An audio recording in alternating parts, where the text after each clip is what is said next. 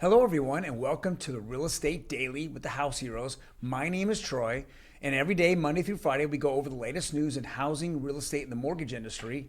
Today is May 18th, which is Wednesday.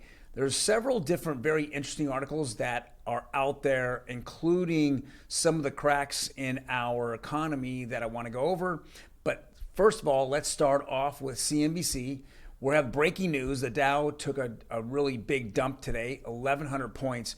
And one of the reasons why it's taking such a big hit is obviously because inflation fears. I know that Fed Chairman Powell talked yesterday, but he didn't say anything that moved the markets. They say he was basically rewinding and playing the same thing over and over that he discussed. But what's really hitting, the markets today, and that can affect some of the Fed decisions, is the earnings of some of the most biggest retailers across the United States.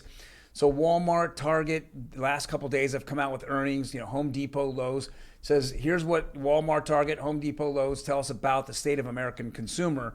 Well, there's a few things. One is there's a supply chain, drought. So there's a problem there. And as inflation has hit some of the pricing in those particular retailers, people are buying less and less, and their numbers came out terribly. As of our recording right now, Target's down over 50%. Imagine your company just getting cut that big, over 50%.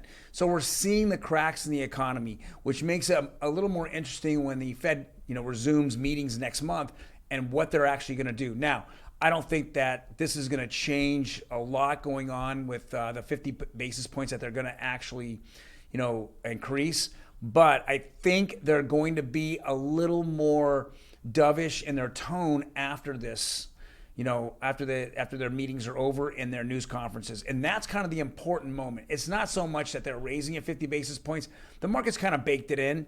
But what they have done is whatever they say afterwards, which really actually moves the market for the next 2 or 3 days afterwards. So we'll see what's happening.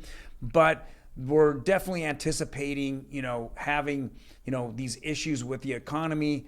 And I know that, I think what they're trying to stay away from is recession. And it takes 2 quarters of down GDP for recession. We've already went through the first quarter, which was down GDP. And I know they don't want to see it go down again. So it's a slippery slope that they're playing on right now. We're going to see what happens in June. It's going to make a big, big difference. Next article here is the weekly mortgage demand from homeowners tumbles 12% as higher interest rates take their toll. Now, if you take a look at this, and I hate comparing 2021 to 2022, we're in a completely different type of mindset. Before, the Fed said that we had transitory inflation, they weren't worried, and then 12 months later they hit the panic button. So things have changed dramatically. But I wanted to outline this particular article as it being more sensationalistic than it is actually realistic. And 12%, of course it went down 12% from a year before, and even from last month it's gone down. But you understand that there's less properties on the market and there's no refi business. And the refi business keeps going away. The only refi business that's around anymore is cash out refi. So we have to look at the macro when you look at some of these news headlines where this gets caught up in social media and the big news, and everyone's saying that the housing market's falling apart, it's a bubble, it's crashing, it's all these things, and it's none of those things that's going on. Anyone that's boots on the ground realizes, in any major city, that we're seeing prices increase slowly and gradually, and we're seeing that there's buyer demand for those homes. Next is Redfin, and Redfin's very interesting. Redfin, when people really look at Redfin, they're looking at Redfin's numbers. They're not looking at nationwide numbers. They're not looking at market numbers. They're only looking at Redfin numbers.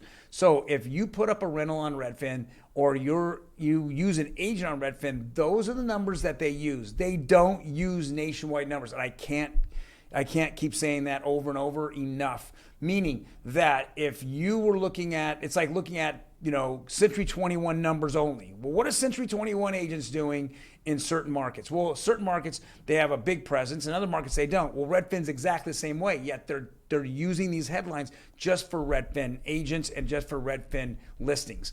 And so we take a grain of salt. And this particular article says rental market tracker growth in asking rents slow for the first time in a year. I mean, I don't even understand what they're even talking about here. I say this over and over. Anyone watching Redfin News doesn't make sense. Doesn't make sense on a national level for all homes. If we were looking at certain markets, and let's just take the LA market for an example, you're unable to raise rents on residential rentals for the past 2 years. How is rents going up if you can't even raise the rents?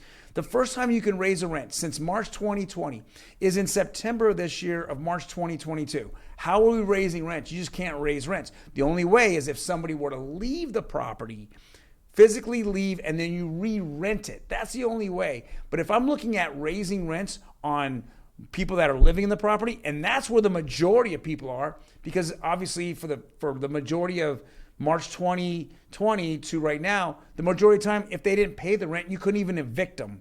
So it doesn't really make sense. These numbers are very, very skewed and they're not really working. But if you were really looking at a nationwide view of rents, they keep going up and up and up. And as some of these different cities are opening up and are allowing, rents to be raised at all, then we're seeing these huge rental rates go up 10, 20, 30, 40%, even in some areas 50%. It's got to make sense that if property values keep going up, rents are going up as well. Next particular article, it says lessons from lenders Q1 earnings amid epic volume drop. And again, I've had this conversation, and Housing Wire keeps going over this because somehow it just doesn't make sense that some of these companies made enormous amount of profits in the first quarter of last year when we know that there's less houses sold, the amount of refis dropped 80, 90%, but we're looking at these huge profits. And of course, in this article it says Rocket made $1 billion, United Wholesale made $453 million, Home Point made a 12 million. It doesn't make sense. And what does make sense is that they just raised the mortgage rates so fast and so hard up in anticipation of the Fed that they had these enormous profits because of it. They profited off the people in which they were giving loans to. And somewhere, this is a little bit unfair that happened.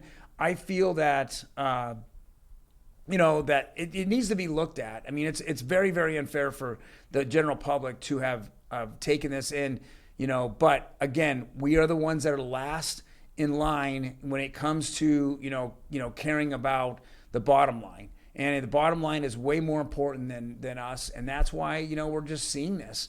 They laid off people, but you have record, you're making $1 billion.